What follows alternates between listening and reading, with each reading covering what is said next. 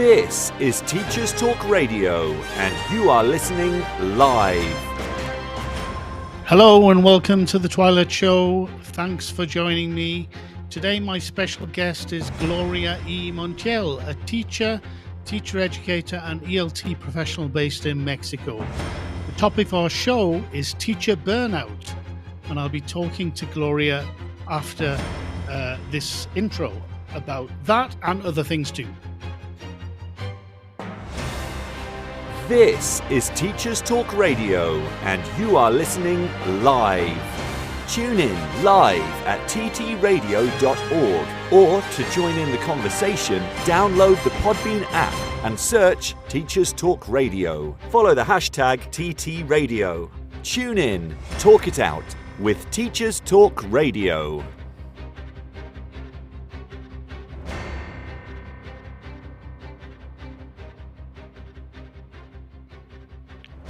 Welcome to the Twilight Show, everyone. I'm Graham Stanley, speaking to you live from Mexico City.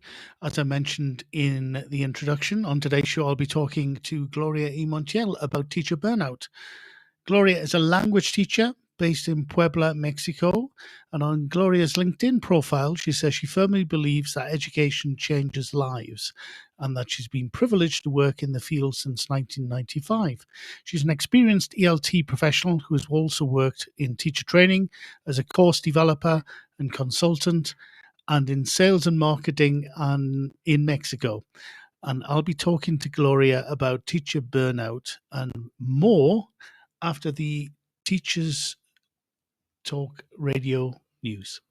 This show is brought to you in partnership with John Catt Educational, publishing professional development books and resources to support great teaching and learning in schools around the world. Have you checked out their latest releases? Use the code JCTTR2324 for 20% off your order. Don't miss out. Visit johncattbookshop.com to explore their full range of titles and advance your own professional development today. Happy reading.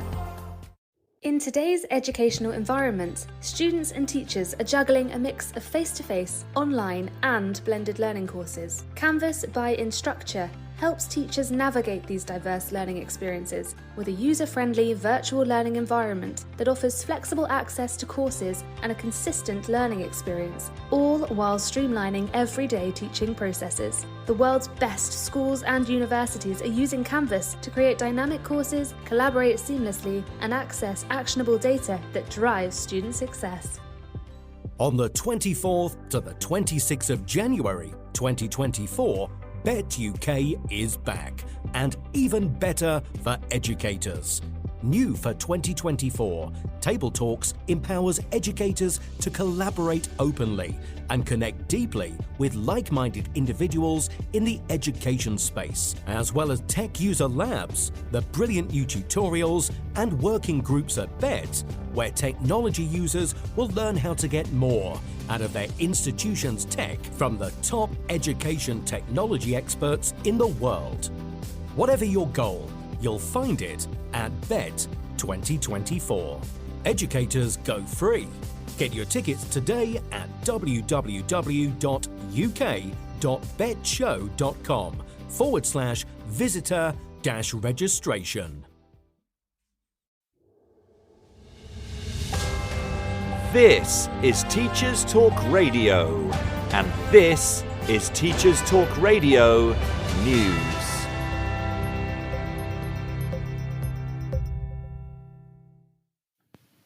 School summer holidays are often a hot topic, but they made the news again in The Guardian as leaders in Wales appear to be considering changes.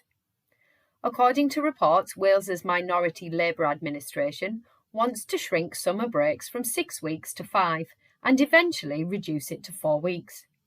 The plan would see the time added to half-term breaks in October and May. The proposal would equalise the length of terms and break the connection with Easter by fixing the timing of the spring break regardless of when the religious festival falls. The newspaper says the plans follow research by the government which suggests that parents struggle to organise and pay for childcare over the summer.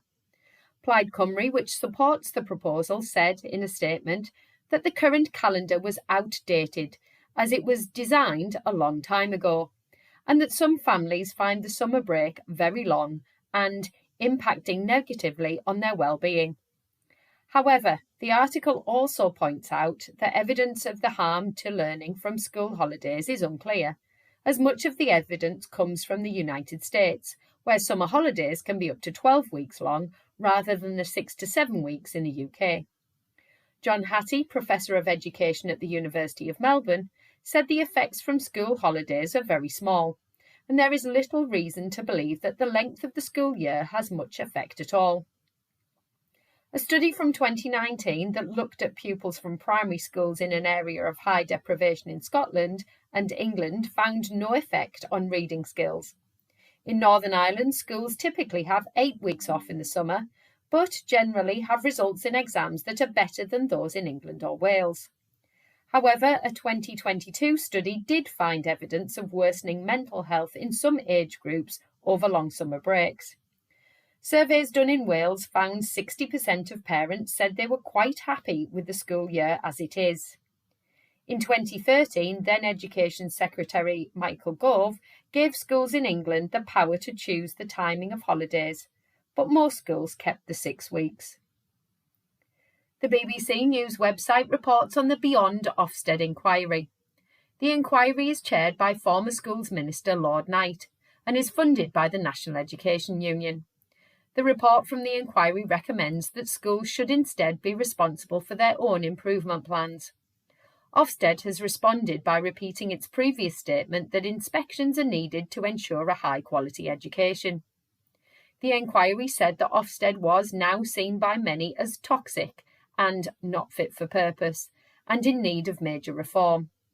The removal of single-word judgments was also recommended, and this echoed another report on school improvement released earlier by the Institute for Public Policy Research, which also called for narrative-style judgments rather than single words. The Beyond Ofsted inquiry recommended stopping Ofsted from having direct contact with schools, and instead schools should draw up their own improvement plans, which would make them accountable to parents and the wider local community. Lord Knight, speaking to the BBC, said Ofsted created a culture of fear in our schools. His report also said that Ofsted had become under-resourced for the high-stakes job expected of it. A spokesperson for Ofsted said 9 out of 10 schools say inspections help them to improve. In related news, the current Chief Inspector of Schools, Amanda Spielman, has written in her final annual report about parents being increasingly willing to challenge school rules in England. She described the unwritten contract between home and school as fractured and that it will take time to repair. The report is broadly positive, but draws attention to a shift in behaviour, attendance and attitudes to education since the pandemic, describing it as leaving a troublesome legacy. Full details of her comments can be found across media outlets. Teach First has celebrated its 20th anniversary, with 3 former Prime Ministers praising the charity's work in tackling education inequalities. According to Teach First's own website newsfeed, the charity has recruited more than 16,000 teachers to work in disadvantaged areas across England. Teach First CEO Russell Hoby reaffirmed the charity's mission to help Britain's most disadvantaged children to achieve their full potential. Finally, student immigration data has been released, with Home Secretary James Cleverly stating the biggest drivers of immigration to the UK are students and healthcare workers. He further commented that this was testament to our world-leading university sector. According to data, Indian nationals account for over 1/4 of all sponsored study grants, followed by Chinese nationals. The education sector relies heavily on students applying to UK universities for significant funding, but there is also political pressure to reduce net immigration. Any plans to make changes to the current system will be monitored carefully, although for now the focus remains on illegal migration rather than legal routes. This has been your Teachers Talk Radio News with Jo Fox. And welcome back, everyone, and welcome in particular to my special guest, Gloria E. Montiel.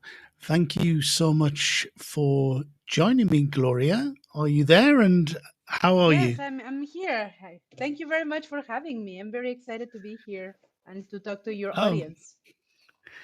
thank you for joining me. So what have you been up to today, Gloria?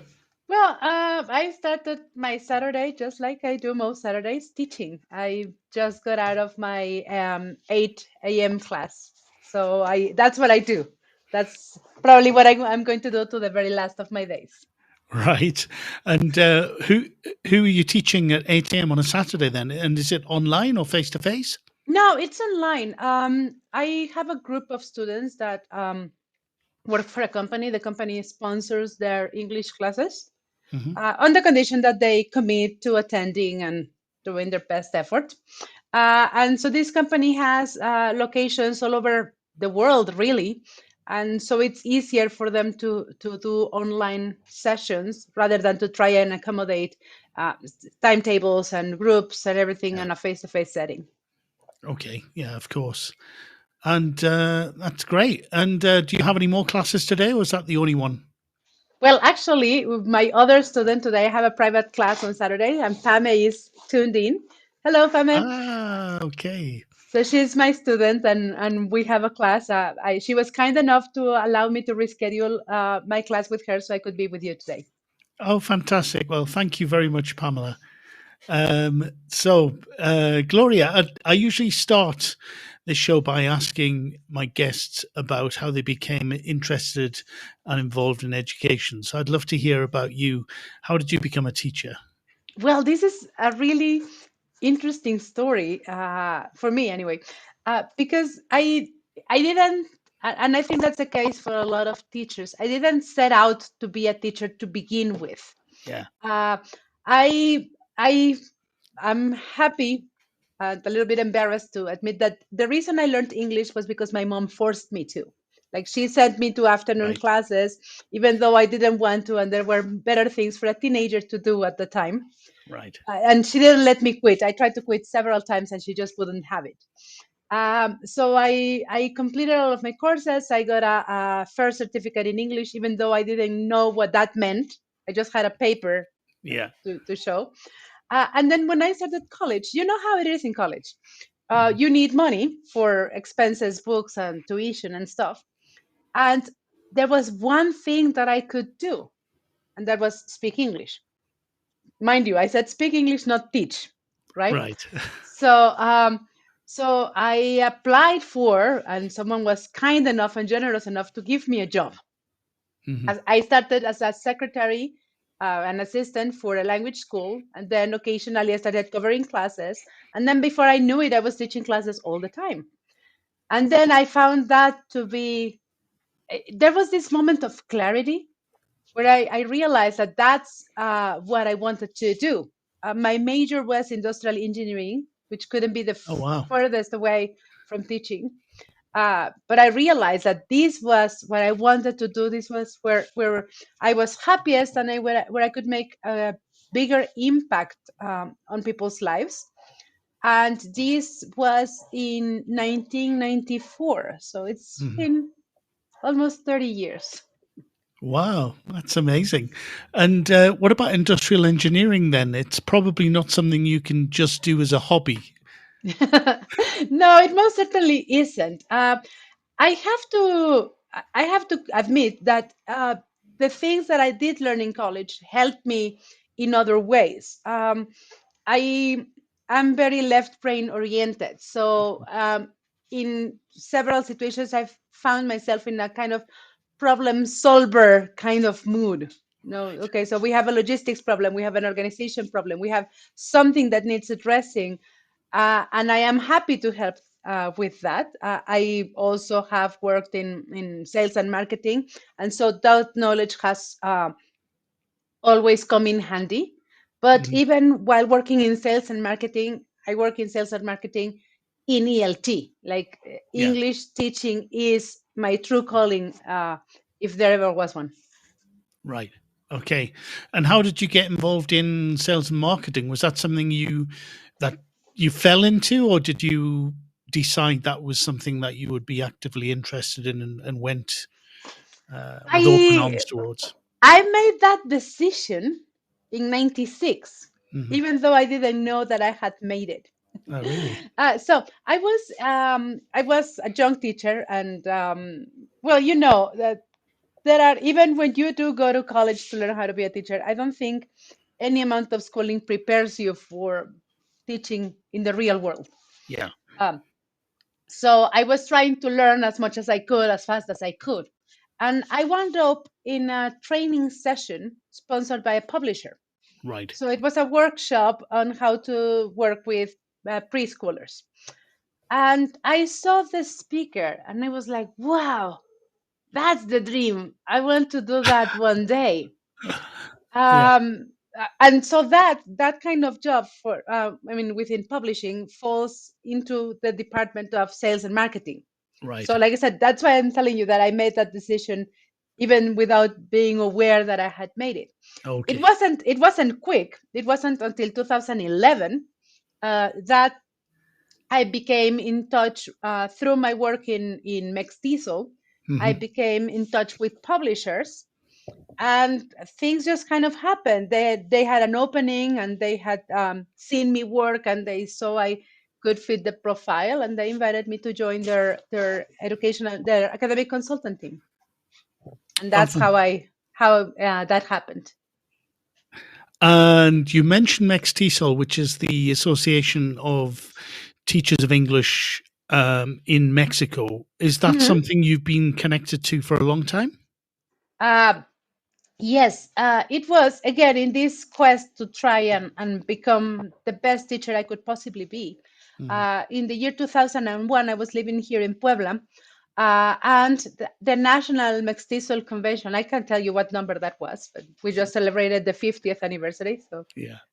probably the 25th, 26th, something like that. So that the convention was here in Puebla, and the school I was working for sponsored me and a colleague to attend. So we went there, and it really opens your perspective. I often say to teachers that at times teaching can be a very, very lonely job, because once you close the door to the classroom, or you start your Zoom session and close the door to your room or whatever you're teaching, it can feel like you are the only one facing these problems. Nobody has students as challenging as yours, or a curriculum as demanding as yours, and so working with these many teachers that share the same challenges and hurdles that I did, it really changed my perspective, and I wanted to be involved with that. I tried applying as a speaker several times. I was rejected resoundingly Really? the first 4 or 5 times. But then, thanks to a friend of mine that I think you may know, Greg Davis. Oh, yes. So Greg was living in Guadalajara at the time, and he was the president of a local chapter. And so I attended at one of the events, and I blame him for this. He wouldn't drop it until I agreed to open a chapter in Puerto Vallarta, where I was living at the time. So I did. I joined more actively the organization then, and haven't looked back since. It's an organization that's very dear to my heart, and I am always very happy to participate and to give back in every way I can. Oh, fantastic. I didn't realize you were so involved with it. That's great. Great to hear. So, Gloria, one of the things I mentioned that when we were talking about what we'd like to make focus of the show today, you mentioned teacher burnout, and that you said you'd been recently doing some work on it. Could you tell us what teacher burnout is exactly, and what you've found out about it?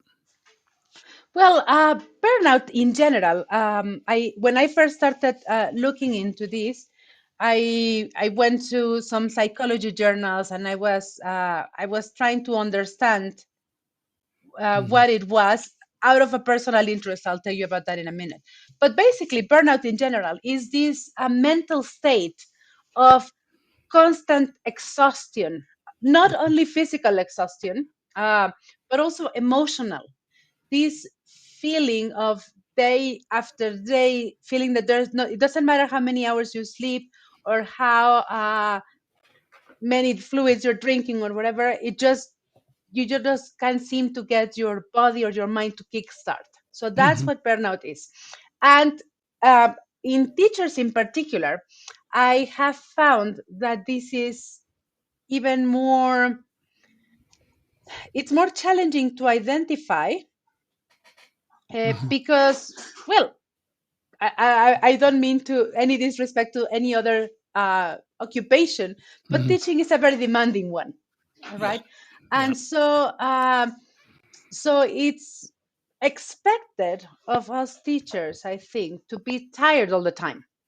All right. There are a number of factors.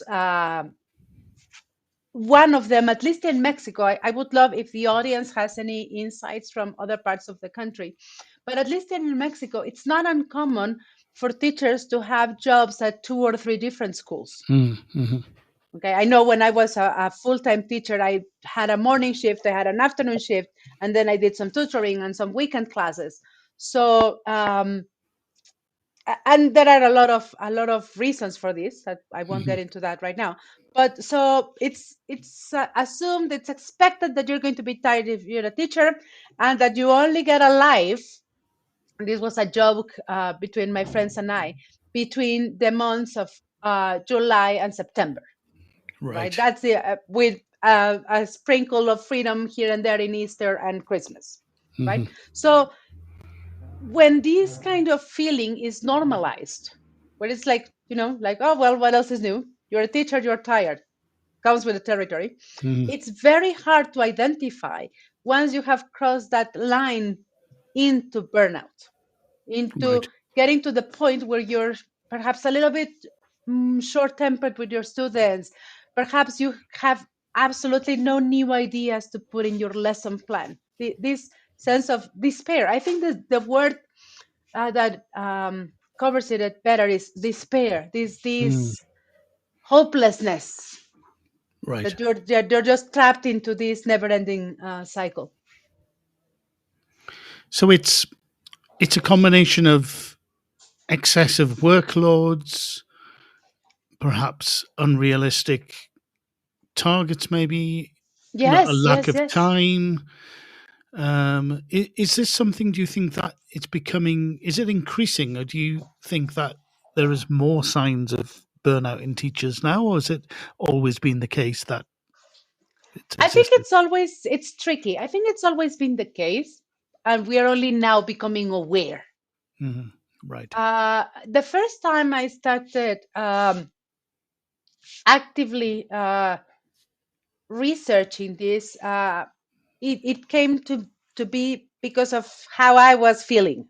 Okay. I got to the point where I was like, okay, this can't be. This is not all that there is to life. How can this profession that I chose, that I love, that I have dedicated my life to, feel this way? Do you know what I mean? Yeah. So that's when I started trying to understand what was happening, why it was happening, and what steps could be addressed would be taken to address it. And this, I think, came a little bit more to the forefront in April of 2020. Yes, and I think you know what I mean. Right. The C words that we don't even want to think about that. But yes, I saw that firsthand. It was March for in Mexico. It might have been different in other countries, but I'm sorry. It was the 14th of March of 2020. I remember the date clearly because we had a Mestizo local event in Puebla. Right. And so we were there, and we were in the closing plenary getting ready for the raffle and prizes that we give teachers to thank them for attending, etc. And exactly at that time, one of the organizers summoned me and said, like, have a look at this. And there was this live conference from the Minister of Education in Mexico indicated that we would have one more week of classes, and then everybody was going to be working online for 4 weeks, because that's how long this was going to take. 4 weeks. Of course. We were so young and naive back then. And I saw that firsthand, because then teachers were swamped. There's no other word for it, swamped with courses and training sessions to learn to use tools that they had never had the need or the interest for. If you are a preschool teacher, technology is not the biggest part of your day. It's the songs and the chants and the routines and coloring books and stuff, right? So I saw the teachers that I was working with at the time really struggle, because of the amount of information that was being thrown at them, and the expectation of you have to put together a curriculum, a program, you have to create your LMS, upload your classes, your activities, etc. And they just had 5 days to do it. That was it. And then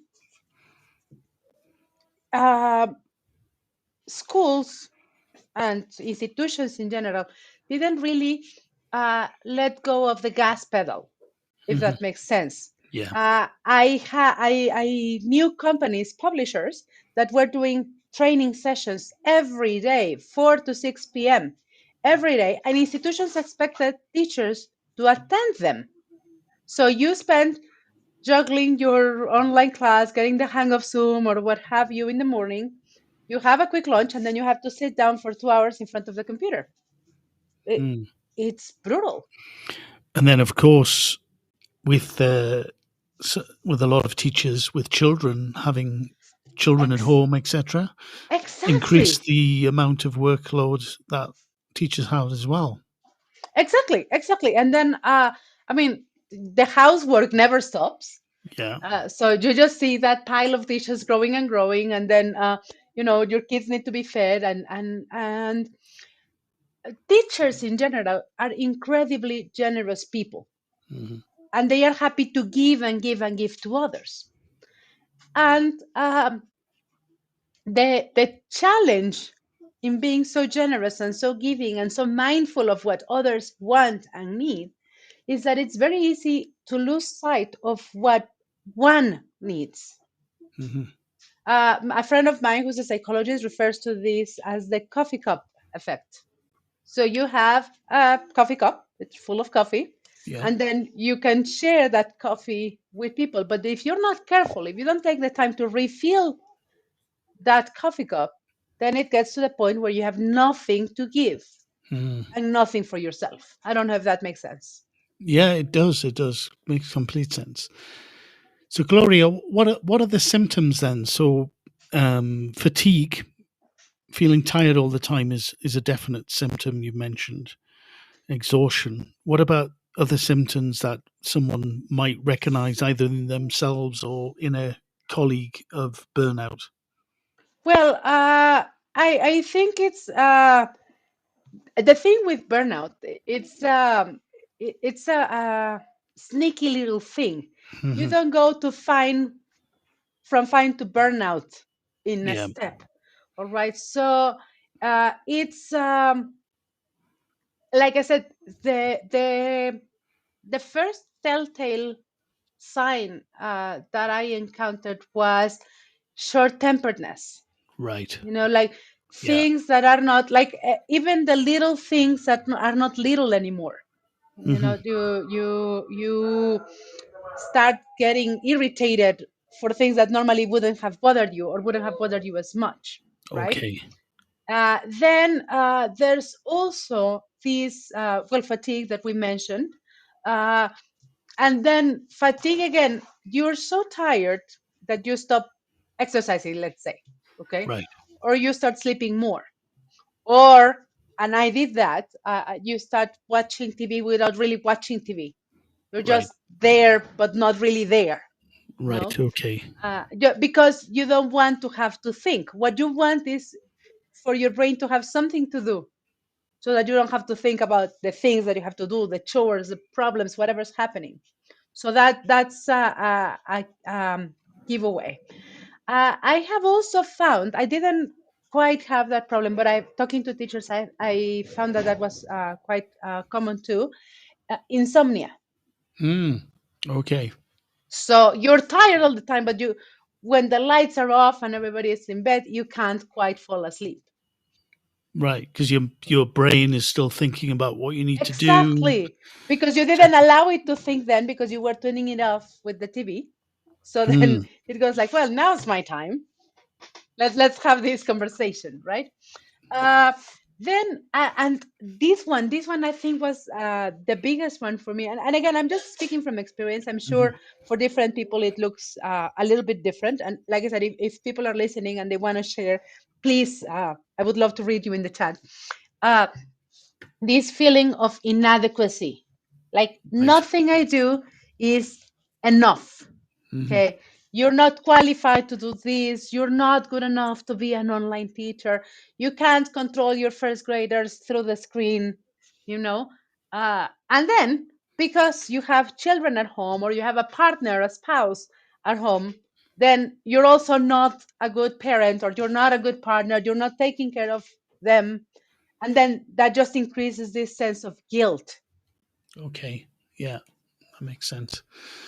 Wow. So it's very it can quite quickly spin out of control, I imagine. Very, very quickly. And then, like the last symptom, and I think that just it becomes a vicious circle because it just fuels the others, is this you become more easily distracted as well. Right. So then you start losing sight of deadlines, or you start working on something and then you get distracted and then you forget what that something you were working on at first was. So things that normally would take an hour or 2 hours would take 4, which Okay. again increases this feeds this sense of exhaustion. Well, I'm working all the time and I never seem to finish, which again we have for a long time normalized teachers feeling this way. It's not normal, it's not okay, you shouldn't let it get to that point. Right. Of course. And so if you recognize, if a teacher recognizes in themselves that they have burnout, or sees in a colleague that a colleague is either burnt out or moving towards that danger zone, if you like, what should you do to either avoid it or to turn back away from it? How do you recover from it? I think the biggest the single biggest step that you can take is to be willing to talk about it. And this is just not about burnout. Uh, it's about mental health in general. Like Yeah. I said, for a long time we have shied away from the mental health conversation because we have these unrealistic expectations of ourselves and of our expectations of others, right? Yeah. So be confident to talk about it and be prepared to listen to others talk about it. Like I said, I was making this point earlier. No, teaching is a very solitary occupation, and nobody understands you, and nobody has the same problems as you do. But I think understanding that others may be feeling this way and just be able to talk about it, it's not that talking about it is going to solve it, but think of yourself as some sort of express cooker. You need a valve to release some of the pressure so that you can continue going. And talking about it is a very effective way of releasing the pressure. So be sure to, if you see that a teacher around you might be showing these signs that I described, just ask, are you okay? Is there anything I can do for you? And if you are feeling this way, reach out. Someone else around you has felt that same way, and there will be more than one person in your circle willing to help you out of it. So that would be my first recommendation. Talk, talk, talk. Right. No, very good. Very good suggestions, advice there. And How do teachers avoid getting to that stage? Are there things that teachers can do to try and avoid burnout or to move away from Well, becoming? if we think about the symptoms, for example, we were talking about this sense of hopelessness. Nothing I do matters. Like Mhm. I'm not making a difference. I've already explained the simple present for the 57th time, and they still forget the S. This kind of thing, no? Uh, and we tend to dwell into these kinds of thoughts, but this profession is very rewarding, and there are a lot of moments, a lot of presents that the profession gives you, and that you have to be there to receive and treasure. It can be from the very little from the very little things, like, I was observing a class, and then one of the students came to the teacher. It's a preschool class, and they give him a piece of paper and said, like, I wrote you a letter. This is a first grader in Mhm. kindergarten. Clearly, they don't know how to write. So there was just some squiggles there, and the teacher asked, like, what does it say? It says, I love you. And see uh, that in that moment, well, it doesn't matter what kind of day you had. Like, it's all better, you know? So treasure these little things, Mhm. and I would even go as far as to just keep them in a place where you can go to that to recharge your battery. I Right. have a I have a I'm from Veracruz in the Oh yeah. um, eastern part of Mexico, and I come from a coffee region, right? So Right. a few years ago, well, more than a few, a teacher gave a student gave me a can with coffee inside, like a coffee tin. All Yeah. right. So of course the coffee is long gone, but I kept the tin, and I called this like my treasure tin. So every time there's a little something that reminds me of a moment where I received one of these presents from the teaching profession, I store that there. It could be a text message from someone saying that they enjoyed one of the PD sessions that I do, or a message from one of my students that Mhm. are sharing with me now how well they are doing in life and how they still remember my classes, that sort of thing. And so when you feel like things are getting like it's too much, like it's getting out of hand, I really feel like, why did I choose to be a teacher? I could have been an accountant or whatever. uh, Mhm. I come back to this, and it helps me, um, it helps me recenter, it helps me refocus. In neurolinguistical programming, there is this concept of anchor. Mhm. uh, in NLP, it's done via gestures.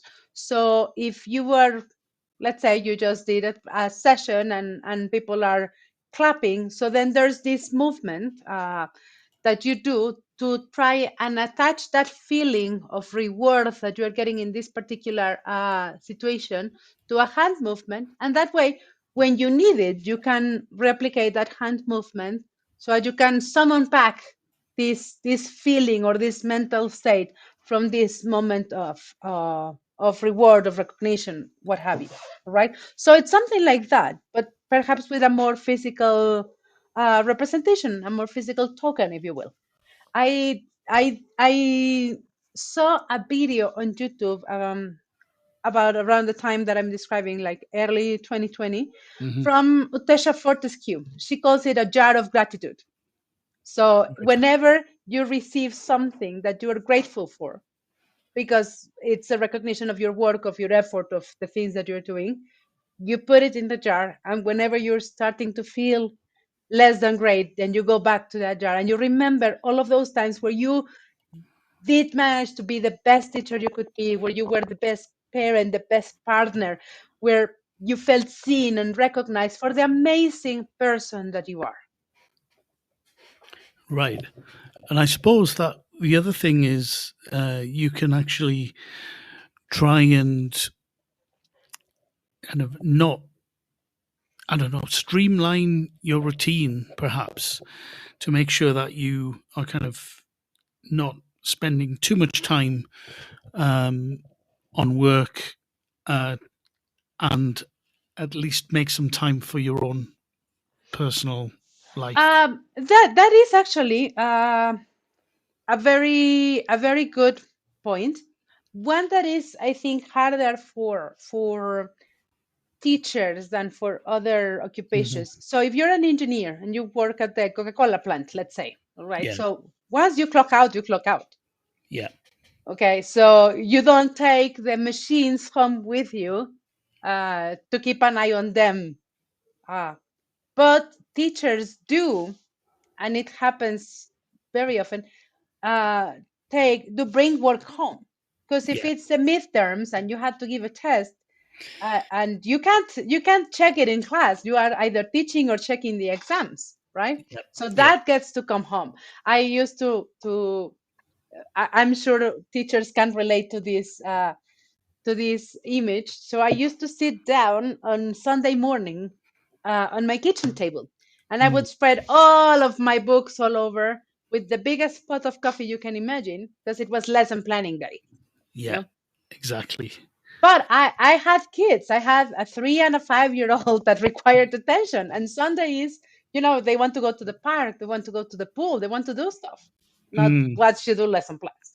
So this invasion of the work life into home is, like I said, it's not uncommon. Once I had a colleague in one of the schools I worked in Puerto Vallarta, and he was the only male teacher in the English department, Mr. Munguia. And he used to joke. I was like, well, I am not taking any work home unless the coordinator is happy when I bring my ironing here and I start doing it in the class.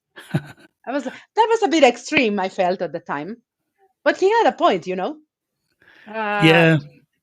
It is difficult, though, as you said before. There's kind of the expectation that teachers will do marking, lesson planning outside of the school day. Yeah. And I've seen, I was very surprised when I found out, talking to teachers, there's some schools in Mexico City that will pay teachers a full-time schedule, like 8 to 3 or what have you. But they only have about 20 hours a week of that facing groups. And the remaining 10 hours are for planning and administrative stuff. Right. But that is very rare. That's the only Yeah. school I've ever heard of. It's the way it should be, isn't it? It should be that way. It should be, because teachers are expected to attend meetings, do admin, mark, plan, etc. Yeah, But so it is rare, isn't it? it is very rare. So then, okay, so unless we all go work at this institution, then we have to find other ways to manage. And I think one way to do that is to create borders, physical ones at first, to help your mind get into that mindset, and then they're just there. So let's say that I am going to do my lesson planning. So my lesson planning is going to happen in the kitchen table, right? Because I live in a small apartment and it's the only big table there is. Yeah. All right. But it can only happen between the hours of X and Y. All right. And then once that time is up, just like the kids, just like I make my kids put their toys away. Yeah. Or I try to. They don't listen, but the intention is there. Then I put my stuff away and I did what I did, and that's that. And then there are some spaces that are to remain work free. So if we are sitting at the dining room table having lunch, then that's not the space for us to talk about work. It's to talk about what's happening with the kids, with your spouse. Like, be there for that moment, right? Yeah. So make sure that there is this barrier. Some people are lucky enough to have bigger dwellings, and perhaps you can have a home office or something, and then home remains in the home office. Yeah. Sorry, office. The work remains in the home office, and that's that. Yeah. It doesn't escape that, and you don't Yeah. let it bleed into the other areas of your life. Because if you do, then it becomes very, very difficult to push it back in where it should go. Yeah. So creating barriers, basically, both barriers in physical space, but also time. I completely agree with that. I think it's whenever I found work bleeding into home life, for example, I try and do something similar. One of the things I um, always try and do if I'm very, even if I'm very, very busy, is to have one day a week, if possible, where I don't do any work whatsoever. I think that helps.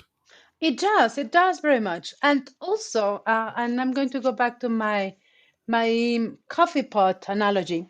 Um, uh, we need to find the space. It's not enough to keep work at bay, because if you keep work at bay, but then you become someone's mom, someone's parent, and someone's spouse, and you devote yourself to them, then that doesn't help with burnout.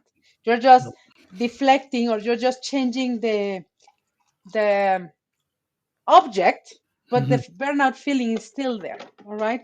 So the question I would like to ask teachers is, what is it that you enjoy? What do you what makes you happy outside of work? Yeah. Okay. And are you making sure that this activity has its space, that it's enmarked in these barriers, so that you allow time? No, you save time, you make the time for this activity. It's not like, oh, I will go to the gym when I have time.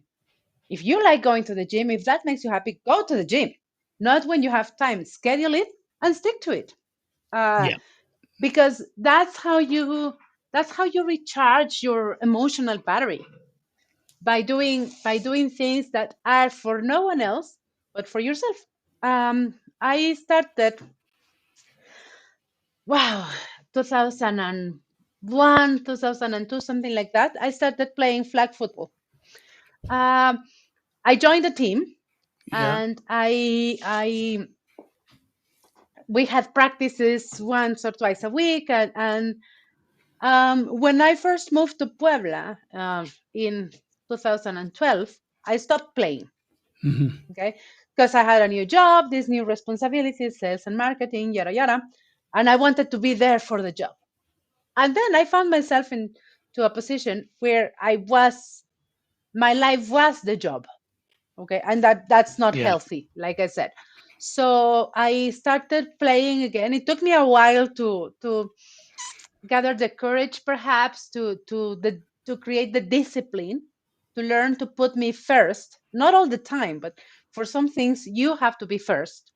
And then I was lucky enough to start playing again in 2016, and I still play. And Sundays are for flag football. That's my thing. That's the other thing that makes my heart sing, and it's important to me. And my family has learned, and other people in my life have learned, that I need this. I need this so that I can be the partner that you need me to be, that I can be the mom that you need me to be. Of Right? course. Yeah. I think also one thing I think is really important, if you find it difficult to find that space or to do that, you were saying go to the gym, etc. I think what you do, something physical, something that is completely different to teaching, for example, is a good thing. But also arranging to do something with other people. Because then there's the kind of peer pressure, and you don't want to let them down. You've made an arrangement to meet someone. I think that helps as well, doesn't it? Yeah, exactly. Like I said, make time to look after your friends. Okay, because if you're not careful, all of a sudden all of your friends are teachers, and it's not by design. It's just because, well, these are the people that I spend Monday through Friday and Christmas festivals and whatever. So these are the people that are there. But it's important to create relationships with people that have other jobs and other interests, and that allow us to breathe this fresh air into our lives. Yeah. Right? How are you going to find out about other music genres or other TV shows that you want to watch or other things that you want to do if you don't put yourself in the position where you're open to this? Of course. Yeah. And apart from teachers, I think the pandemic has sort of seen a increase in perhaps not burnout, but definitely anxiety and depression with students as well, hasn't it? Yes, that is the thing. Yes, it also affected students greatly, and I don't think I'm very curious uh, when I think not for the next 5 years we're not going to fully see the impact on COVID on Mm, our students and our educational systems in general. yeah. But I did say, imagine if we are adults, and I'm going to say this with air quotes, Hmm. and we are more or less in control of our emotions and more or less in control of our environment, and we are struggling. Can you imagine what it must be to be a teenager in this day and age in lockdown? Yeah. It's like, or a preschooler. I was talking to a teacher earlier this week, and she was telling me, well, my first graders, kindergarten, they're not mature enough. They cannot do this, they cannot do that. I was like, well, bear in mind that this kid spent his entire life so far at home. He Mm. has had no social interaction. He has needed to learn to take turns or to wait for anything, okay, because he's been at the center of his home's universe. Of course, um, he's going to feel this way. No, he's going to have trouble adapting to school life or whatever. So, and the same thing happens for primary students, for teenagers. I was talking to a friend of mine that I met in Mestizo, Sebastian, and he was telling me that his high school son had up um, to right before the lockdown, um, struggled in school, and he wasn't doing well, and like he was a slightly below average student. He wasn't failing, but he wasn't thriving. Hmm. And lockdown had the opposite effect that we would have expected on a kid like this. He learns best on his own. He wants to be able to research in different sources. He wants to have the time to work on his projects. So when he was allowed that time by working online, he started thriving. And Wow. so he's now moved on to college, and he has chosen to study online. So all of these are the things that we have to take into consideration. Like I said, it's not one size fits all. It's Mm. not cookies we're making where everything has to go by the same mold. It's different for different people. But yeah, I know a lot of people, a lot of students that struggled, that had depression problems. There was a fair amount of, at least in my closer circle, of increase in drug use, and Hmm. this sort of thing, and perhaps even suicidal tendencies, right? But Right. again, I'm going to go back to my earlier point. We have to be prepared and open to talk about it. If we don't talk about it, there is no way we are going to be able to address it, to make it better. Of course. That's really interesting to hear that your friend's son thrived during lockdown. So I could see how that happens as well. But I think probably for the most of students being deprived that social interaction and daily routines of going to school was probably not beneficial for them. No, of course, because we rely on routine to keep us on top on things, right? So Hmm. we want, it got to the point, it happened to me at some point during lockdown. It was like I don't even know or care what day of the week it is. Right. Of course. So that's not everybody thrives. My oldest son, he was in college at the beginning of lockdown, and he, a little bit like me, Mhm. learns better socially. Like, you need to talk about what you're studying with your partners. You need the teacher to see you. Okay, and as a teacher, I also, like, we do a lot of things online. We have adapted, but sometimes there's nothing like being there and being able to gauge from a student's expression whether or not the concept that you're trying to teach is actually coming through. Yeah, yeah. You don't have the same sort of sense, do you? When you're in the physical classroom, you have this sort of appreciation of the energy that is around, the body language, the collective understanding sort of comes across a lot more than it can ever do online. Yeah, absolutely. I did a webinar yesterday with there were about 100 teachers, but if you've used GoToWebinar, you know you can't. Usually in this kind of sessions, the chat is muted, so people have to ask questions, which reduces dramatically participation. Their cameras are off, their microphones are off, and so you have just this feeling that you're talking into the void. Yeah. I'm hoping that whatever it is that you were trying to convey reaches someone. Yeah. Yeah. Yeah. No, I do really enjoy working online and actually giving presentations online. I generally prefer them nowadays to doing face-to-face presentations, partly just because of the time. I think because if you are delivering a presentation that is face-to-face, there's so much sort of time involved in getting to the place and coming back from the place, and Travel all of the other is things. But it you do miss that interaction. I mean, one of the great things about the MXTSOL conference and other face-to-face conferences that I'd kind of not forgotten about, but got out of the habit of, is that sort of bumping into people and having the opportunity just to talk to them socially, which you never have if it's an event online. Is not the yeah, same.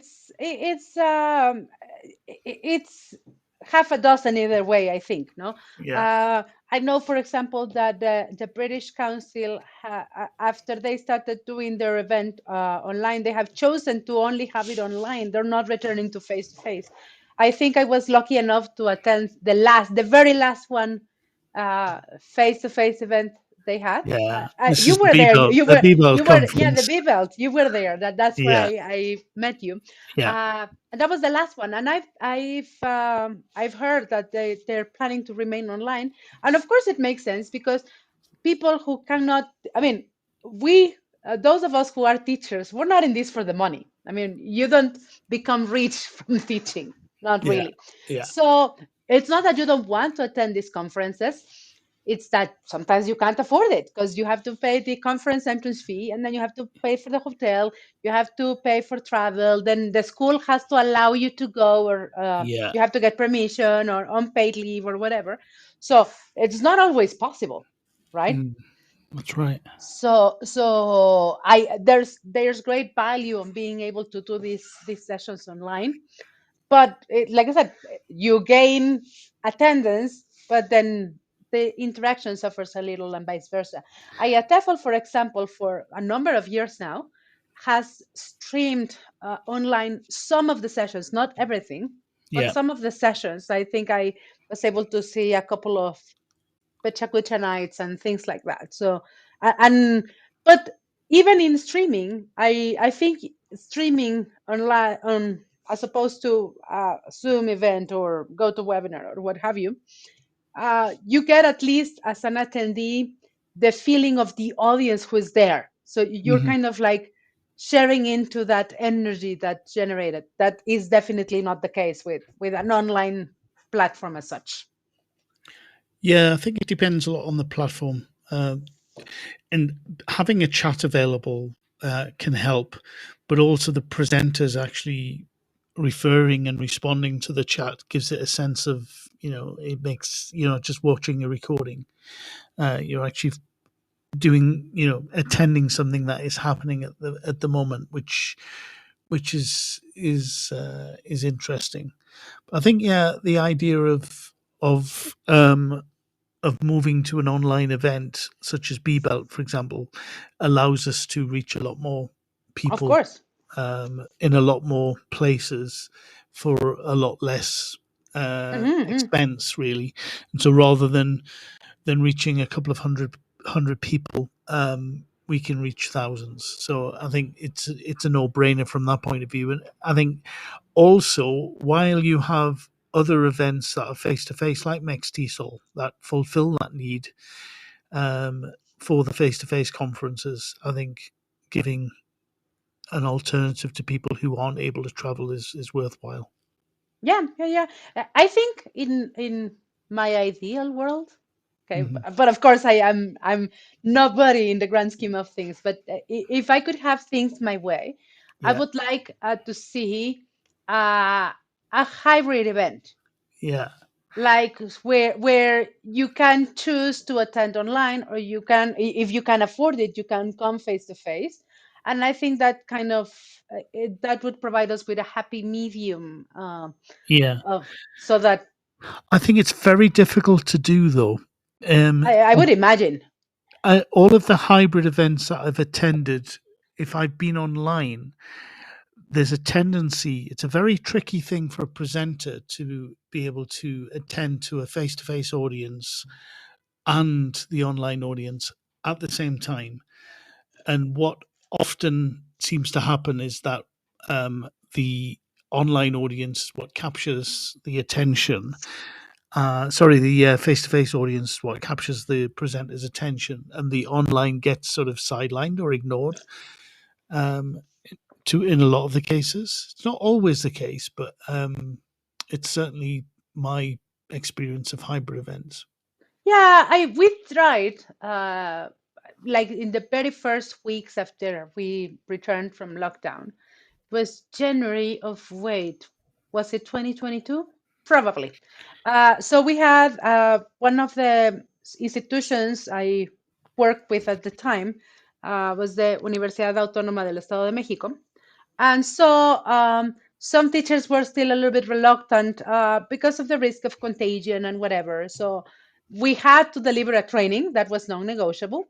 But some teachers wanted it online, some teachers wanted it face to face. So we did an experiment. It was a very crude one, where we did have, we were streaming the presenter live, and then we had one person dedicated to attending the chat so that he could relay the questions to the presenter. Because as a presenter, you cannot be on top of the chat.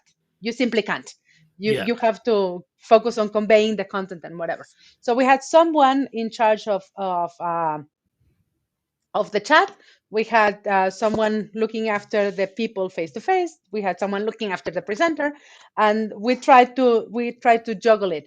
Like I said, it was a very, very crude experiment, but we just wanted to see what we could do and whether this was worthwhile moving forward. No, if this was something we wanted to replicate.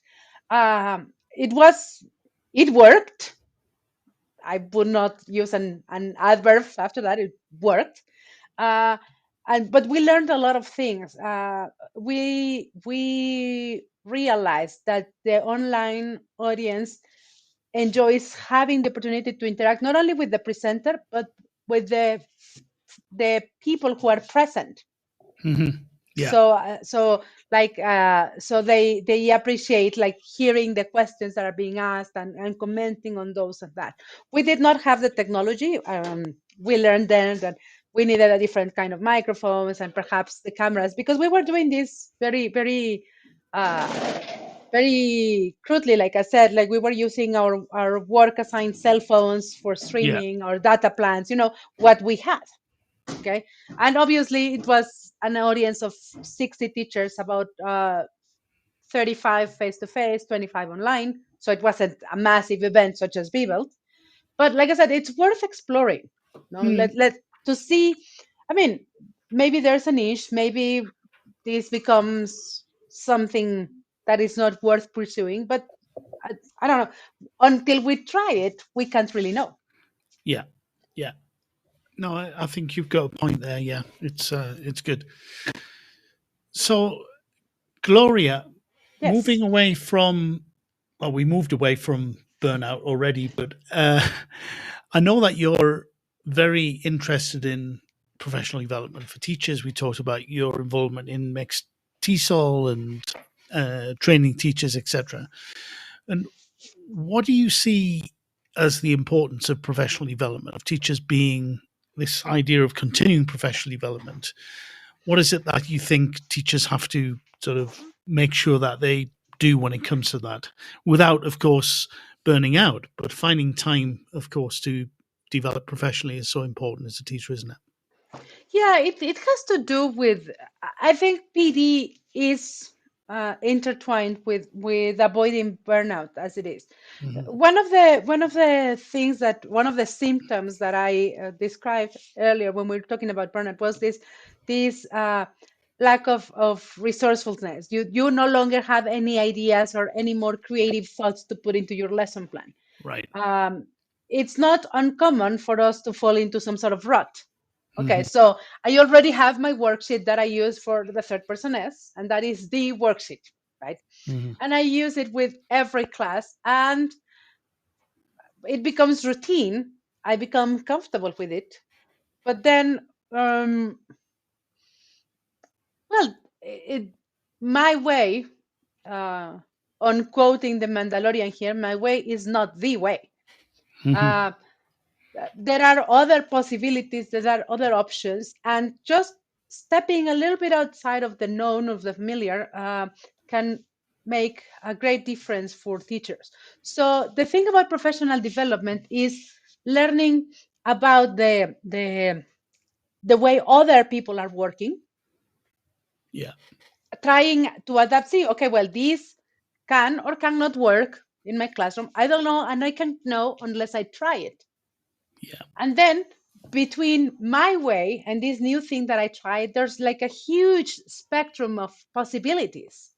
So maybe, okay, didn't work perfectly the way the presenter proposed it, but here's something else that I can do, or this is an adaptation that I can make. And I find great comfort in the idea that there is strength in numbers.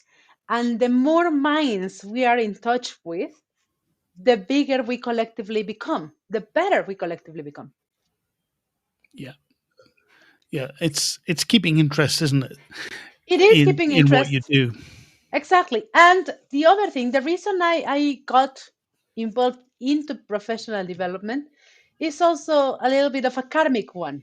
I described to you earlier what my journey to becoming a teacher had been, right? And how I did not have at the time the opportunity to go to college and specialize in ELT, so I had to learn along the way. And there were a huge amount of people that were there for me in that journey, that helped me, that were very generous with their time to share what they had learned with them. So I work in professional development because I feel it's my responsibility to give back, to be there for others the way I am standing. I am quoting here, but I'm standing in the shoulders of giants, of people who were doing this before I was, that were able to teach their students successfully, and they were not selfish with their knowledge. They were happy to share it. So that's why I do what I do. That's why I take advantage of every opportunity I get to meet new teachers and to hopefully pave the way a little bit for them, the way was paved for me. Yeah, it's typical, isn't it? That's one of the great things about anyone who works in education, and in particular in English language teaching. I think I can definitely say that's the case, but I think in other areas of education it is as well. So people do have this generosity when it comes to sharing ideas with others. I said it earlier. Teachers are very, very generous, very giving people. It's just in our DNA. It's part of what makes us us. Yeah. And so what, apart from burnout that you've been looking into recently, what other areas of education or language teaching, etc., are you particularly interested in at the moment, that what things have caught your eye? Well, I have done. There are many things that I have done in professional development sessions, and sometimes these ideas for sessions come from very unexpected places. This whole concept I was talking about earlier of being in touch with someone outside, and see what of this outside world I can bring into teaching. So I have, as one of my hobbies, I have photography. I've been trying to learn photography for the past 20 years or so. Right. If you've browsed through my Instagram, you know that that has been more or less successful depending on the time. Uh, but for example, I started doing a number of sessions involving uh, uses of images for critical thinking, thinking of visual literacy, helping the students see beyond the plain image. Oh, there's a house, there's a family. Okay, Yeah. great. But what can you infer from this picture that is not there? What Mm. else? What did the camera not catch? That sort of thing. So I've done a number of sessions of that. Uh, I also enjoy listening to music very much, and I've also done a number of sessions on using music to keep the tempo of your classes. This is basic classroom management, but Mhm. it's just how do you use music to keep the tempo in your classes, to make sure that your students remain on task. What sort of activities, what language can you extract from music and lyrics, and how you can apply it into the classroom, that sort of thing. So really, it's just about finding inspiration in different places, being open, allowing yourself to be surprised by what's out there, and then thinking, what can I do with this? How can I run with this and do something else in the classroom? Great. And to go back to the music, is this the idea of using background music to set the tone and pace when you're teaching, when students are doing activities, or is it that and looking at songs, etc.? Well, when the students are working, like you've already explained the task, you don't want background music while you are explaining something, because Mhm. that's not going to go well. Yeah, as it is, the students are needing an excuse to stop paying attention to you. So don't give them one. Um, but rather as a way of keeping tasks. I was, as I said, I was teaching earlier, and one of the things that I do with my online classes is like, okay, so we have this exercise, and you're allowed 5 minutes. I don't want you to be distracted by looking at the watch. The music will tell you by the pace and the cadence. The music will tell you how much time you have left, right? So that Okay. allows them to remain on task, because it's the worst thing you can do, be looking at you're so worried about the clock that you're not doing what you're supposed to be doing, right? Right. So that's that. And then there's a lot of things that you can do with music. A few years ago, I was lucky enough to be in one of Jeremy Harmer's sessions with Hmm. Steve Bingham. He has Oh, yes. these shows that he does, and how the lyrics and the music and the words from text, like there's a Dickens show that they have, and then there's also 50 Loves, and what they do with words and music, and how you can apply that in, say, more advanced conversation classes. That's just like I said, it's just about being open to what's out Right. there. My latest interest and is uh, basically a movement and the cognitive processes and language learning. That's like my new thing. Yeah. And again, this comes from a personal experience. Growing up, I was always the kind of quiet kid, not a lot of physical activity, not getting engaged into a lot of sports. So I would prefer to hide in my room and read, and I Mhm. would skip physical education class every chance I got. Um, so I never spent a lot of time thinking about my body. And Mhm. recently, I took up yoga. Was it 3 years ago? Because I had a bad back. Mhm. Right. So the physical therapist said, "Well, you should try yoga," and I started doing yoga. And in studying yoga and not just the poses or the breath work, which is, don't get me wrong, that's very useful, but how your mind approaches a new thing. Okay, so there's this pose, and my mind's first impulse is like, well, no, that's too hard, you can't do that. uh, and then how you have to manage your mind and your processes to allow your body to do what it's meant to do, what it's designed to do. All right. And then so I got to thinking about how the same thing happens when we're learning something. No, not just languages, but anything really. How our first impulse is, oh no, that's so hard. Oh no, 10 questions, teachers, please come on.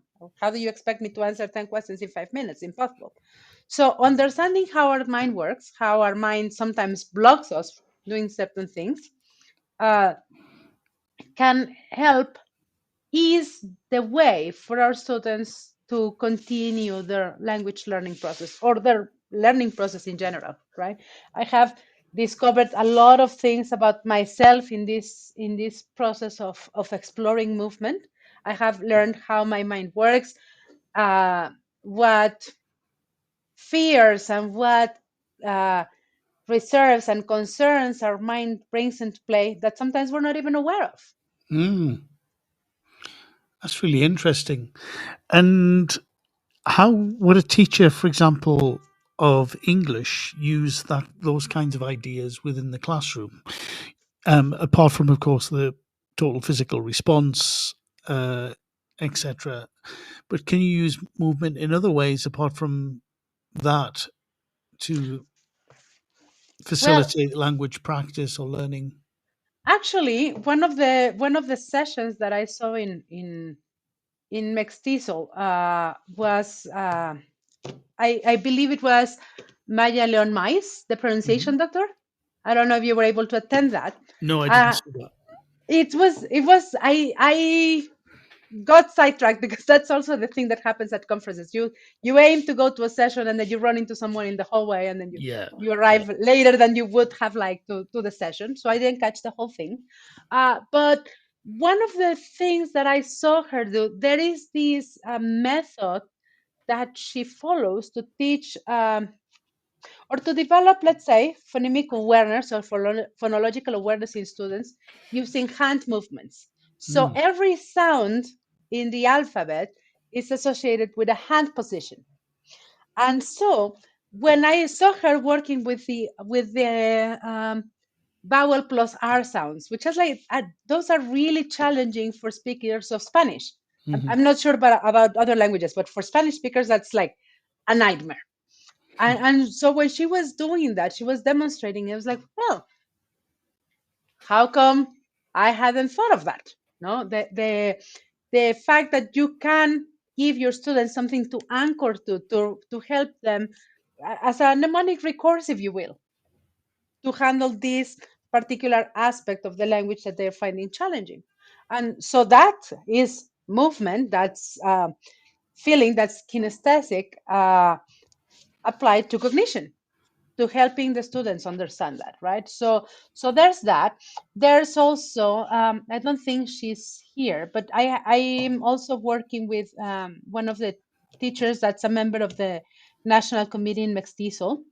And so they have this program. It's called Bilingual Baby. And so basically they're training the students, well, they're toddlers, I don't know that we could call them students, but babies,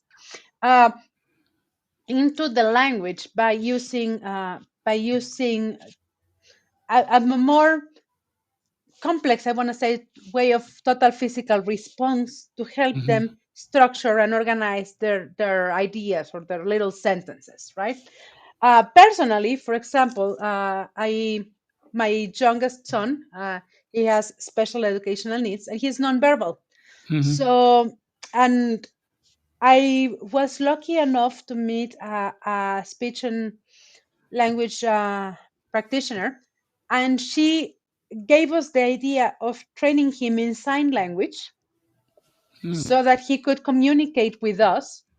And we saw a huge amount of improvement in his development. Just because he was able to tell us what he needed. He can hear fine. He's just nonverbal. Right. But he needs to communicate. And so that was a huge I forgot the word, watershed. Yeah. Yeah. Well, Yeah. So there was a before and after for this. Right. And funnily enough, what happens with my little brat now is he's nonverbal, but he understands Spanish and he understands English. We used to have this thing where my husband and I would speak in English to keep him out of the conversation. Well, that ship has sailed. He's, he understands everything we are saying, and he knows that we know that he understands. It's unbelievable. That's funny. But he understands English because he learned it to be able to understand what you two were saying, or because you taught it to him? Well, we didn't set out to teach him. It just happened. It's just immersion. I don't know. Krashen would be very interested in a case like this. Right. That's really funny. Wonderful. And what does the future hold for you, Gloria? Do you have any projects coming up? Do you have any things that you want to do that are on your radar that you haven't started yet? Well, through my work with Pame, who I hope is still here in the call. She is. Yes, She is. Oh, okay. So through my work with Pame and other students that I have, I want to start. I want to start my own LMS. It's just something that came into my radar recently. I'm involved in a diploma course at the Universidad de Anáhuac in Mexico. Mm-hmm. Purely online, purely asynchronous. I know I just told you that I learn better with people, but hey, you gotta step out of your comfort zone. So this diploma course is on e-learning, right? Right. So I've been experimenting with designing multimedia materials, and so I want to put into practice the things that I'm learning in this diploma course. I will finish in February, if all goes well.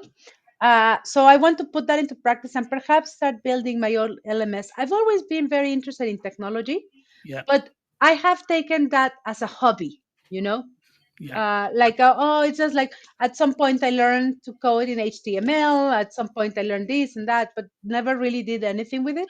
So I would like to now to take advantage of the tools at my disposal and build something and perhaps, I don't know, start having professional development sessions for teachers online to make it more accessible to others, that don't have the time or the resources to attend to a conference, whether it be online or face-to-face.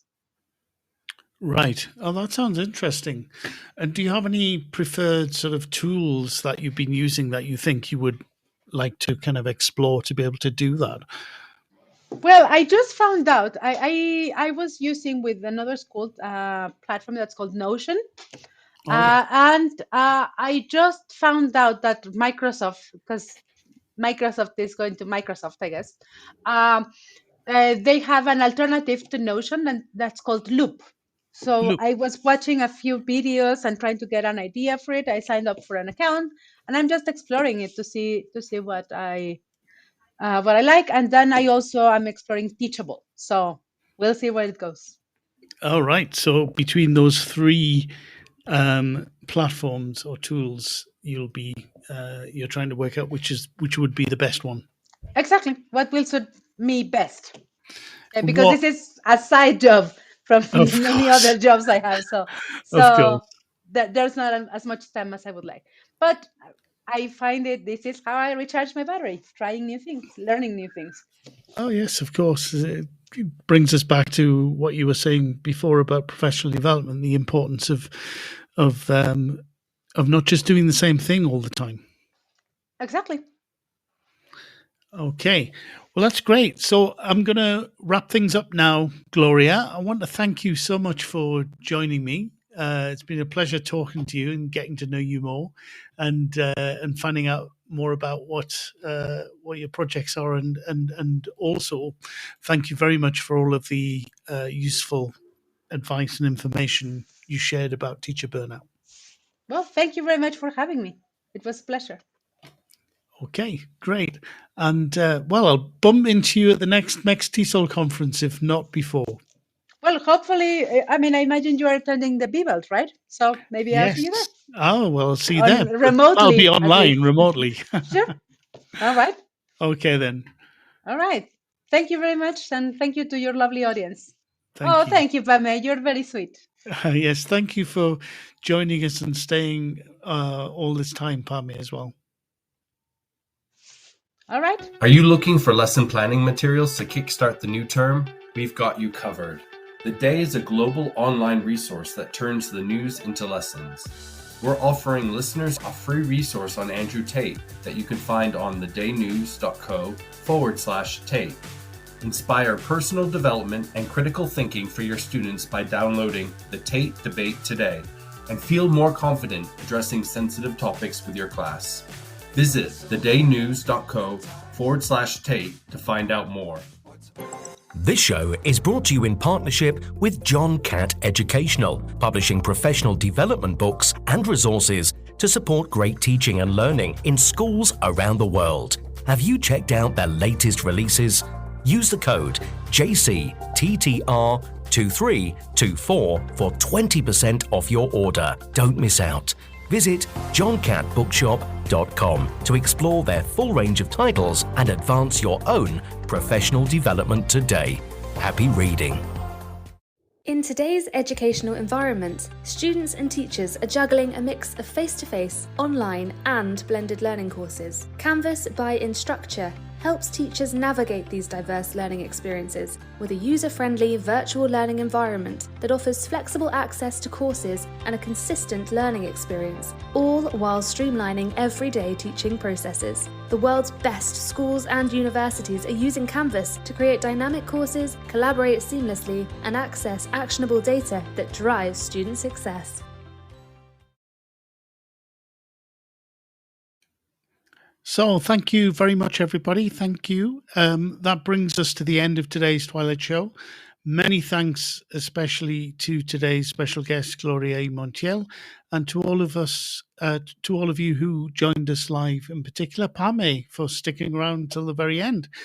So that's it from me. There are Teachers Talk radio shows all week on all manner of interesting topics. So please listen in live or listen back to the recordings. And I hope you will join me again next week at the same time. Bye for now. You've been listening to Teachers Talk Radio. Tune in live and listen back at ttradio.org. We look forward to hearing from you next time on Teachers Talk Radio.